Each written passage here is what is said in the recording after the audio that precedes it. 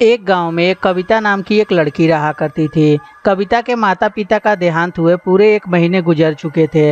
अब कविता के घर में खाने के भी लाले पड़ गए थे और तभी कविता सोचती है, हे भगवान, ये आपकी कैसी लीला है। अब तो घर में कुछ खाने को भी नहीं बचा और ना ही मेरे माता पिता बचे। हे भगवान, अब क्या मुझे भूखे मारने का विचार है। इस तरह कविता भगवान को कोसती रहती है। तभी अचानक से उसे ध्यान आता है, मेरे पिताजी के मर जाने के बाद मेरी माँ दूसरे के घरों में काम किया करती थी और घर का खर्चा चलाती थी। मैं भी अगर जो किसी के घर में काम करूं तो मैं भी अपना पेट पाल सकती हूँ। इतना सोचकर कविता एक व्यक्ति के घर आती है जिसका नाम धनीराम रहता है। धनीराम कविता को देखता है तो बोलता है, ओए लड़की, तू कौन है और मेरे घर में कैसे चली आई? क्षमा करिए मालिक, बगल में जो आंटी हैं वो बता रही थी कि आपको काम वाली की ज़रूरत है, तो मैं काम वाली हूँ। बताइए मुझे क्या क्या करना होगा। जब इस बात को धनीराम सुनता है तो उस लड़की की तरफ देखने लगता है और वो लड़की दिखने में इसे खूबसूरत लगती है। ऐसे तो धनीराम एक नंबर का ठरकी किस्म का व्यक्ति था। वो लड़कियों पे बुरी नज़र हमेशा ही रखता था और तभी धनीराम बोलता है, देखो लड़की, मैं यहाँ अकेला ही रहता हूँ, तो इसीलिए घर का तुम्हें पोंछा लगाना है, झाड़ू लगाना है, कपड़े धोना है और साथ ही साथ खाना भी बनाना है। इस बात को जब कविता सुनती है तो बोलती है, जी मालिक, मैं सारा काम कर लूँगी, मुझे सारा काम आता है। हाँ, एक बात और है, यहाँ से कुछ चुरा के मत ले जाना और तुम्हें महीने का मैं 1500 रुपये ही दे पाऊँगा। और इस तरह कविता बेचारी को काम मिल जाता है और तभी कविता बोलती है, मालिक, बाकी पैसे जो है महीने में दीजिएगा, लेकिन आज मुझे 100 रुपया दे दीजिएगा क्योंकि मैंने 2 दिन से कुछ नहीं खाया है। मैं कुछ राशन खरीद के अपना पेट भर लूँगी। ठीक है, जाओ अपना काम करो, मैं तुम्हें शाम को 100 रुपये दे दूँगा। और इस तरह कविता सारा काम खत्म करके शाम को अपने घर आती है। आज कविता बहुत ज़्यादा खुश थी क्योंकि उसे 100 रुपये मिल गए थे जिससे उसका पेट भर गया था। और कविता सोचने लगती है, भगवान, आपका लाख लाख शुक्र है कि आपने मुझे काम दिला दिया। और इस तरह कविता भगवान को शुक्रिया अदा करती है। अगले दिन कविता फिर से काम पे चली आती है, परंतु आज धनीराम उसे गंदी नज़र से देखता रहता है और धनीराम कविता को अपने पास बुलाता है और बोलता है, ओए लड़की, काम तो तुम अच्छा कर ले रही हो, मैं क्या सोच रहा हूँ कि तुम्हारी सैलरी थोड़ा बढ़ा दूँ।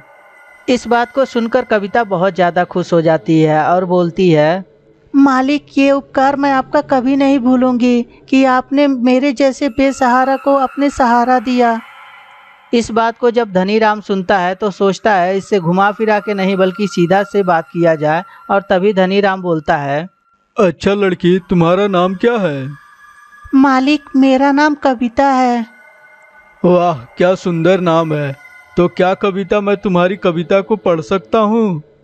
इस बात को सुनकर कविता को कुछ समझ में नहीं आता और फिर कविता बोलती है, मालिक, मैं समझी नहीं। अरे, अब इतना भी नादान नहीं हो तुम। तुम्हें क्या चाहिए वो तो मुझे पता है, लेकिन मुझे क्या चाहिए ये भी तुमको पता है। इस बात को जब कविता सुनती है तो उसे कुछ भी समझ में नहीं आता और फिर कविता बोलती है, मालिक, मुझे कुछ भी समझ में नहीं आ रहा है कि आप कह क्या रहे हैं।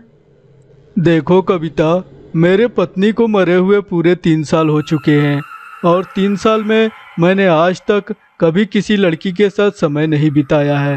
तो क्या तुम मेरे साथ समय बिता सकती हो? मालिक, कैसी बात कर रहे हैं आप? हमारे मालिक हैं। आपको समय बिताना है तो मैं थोड़ा देर और रुक जाऊंगी। आप बातें कर लीजिएगा मुझसे, आपका भी बोझ हल्का हो जाएगा। इस बात को जब धनीराम सुनता है तो समझ जाता है कि ये लड़की बहुत भोली है, इससे साफ साफ बात करना होगा।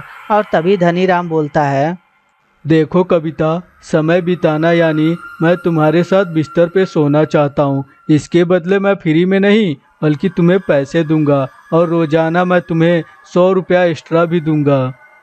इस बात को जब कविता सुनती है तो उसके पैरों तले ज़मीन खिसक जाती है और कविता बोलती है, मालिक, ये कैसी बात कर रहे हैं आप? हम गरीब हैं, हमारे पास तो पैसा कौड़ी नहीं है, लेकिन हमारा इज्जत ही हमारे लिए सबसे बड़ा गहना है। अरे मूर्ख लड़की, तू समझती क्यों नहीं? मैं तुझे 3,000 रुपये महीने का दूंगा और साथ में रोजाना 100 रुपये एक्स्ट्रा भी दूंगा।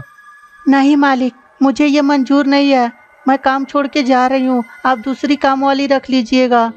इस बात को जब धनीराम सुनता है तो बहुत ज़्यादा गुस्से में आ जाता है और सोचने लगता है कि लग रहा है घी सीधी उंगली से नहीं निकलेगा, उंगली को टेढ़ा ही करना पड़ेगा। और यह सोचकर धनीराम कविता को अपने बाहों में पकड़ लेता है। मालिक, ये क्या कर रहे हैं? छोड़िए मुझे ये अच्छा नहीं लग रहा है।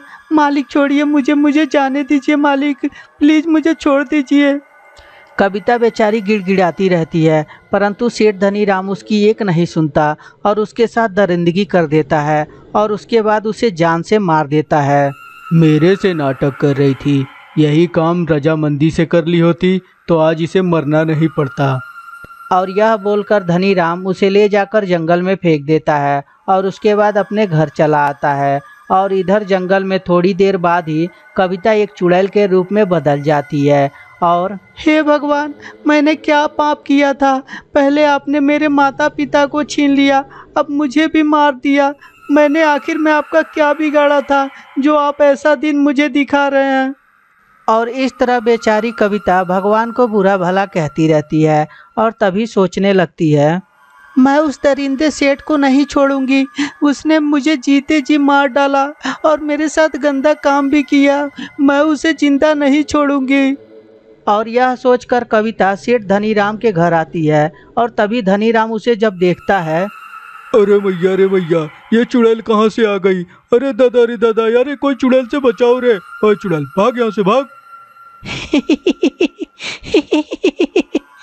अरे सेठ, मुझे भूल गए। मैं कविता, जो तुम्हारे घर में काम करती थी। कैसे मेरे साथ बेरहमी से तुमने मार दिया। मैं तुम्हें जिंदा नहीं छोड़ूंगी। इस बात को जब सेठ धनीराम सुनता है, प्लीज मुझे माफ कर दो, आइंदा से ऐसी गलती कभी नहीं करूँगा, मेरी जान बख्श दो। मैं तुम्हारी जान बख्श दूं? याद करो, मैंने भी तुम्हारे सामने बहुत गिड़गिड़ाई थी, लेकिन क्या तुमने मेरी जान बख्शी थी? और यह बोलकर चुड़ैल उसका गला पकड़ लेती है और उसे जान से मार देती है। मारने के बाद वापस जंगल में ही आ जाती है। सेठ धनीराम, मैं चाहती हूँ कि तुम भूत बनकर यहाँ आओ ताकि हम एक बार और तुम्हें मार सकें। और इस तरह कविता अपने मौत का बदला ले लेती है और सेठ धनीराम को भूत बन के आने का इंतजार करने लगती है। तभी अचानक से थोड़ी देर बाद वो हवा में उड़ने लगती है, क्योंकि उसका समय ऊपर जाने का आ चुका था। तो दोस्तों, कैसी लगी ये स्टोरी हमें कमेंट करके ज़रूर बताएं। अगर जो स्टोरी अच्छी लगी हो तो कृपया लाइक कर दें और हमारे चैनल को सब्सक्राइब करके घंटी भी दबा दें। और हाँ दोस्तों, अपने दोस्तों के साथ शेयर करना ना भूलें। धन्यवाद दोस्तों।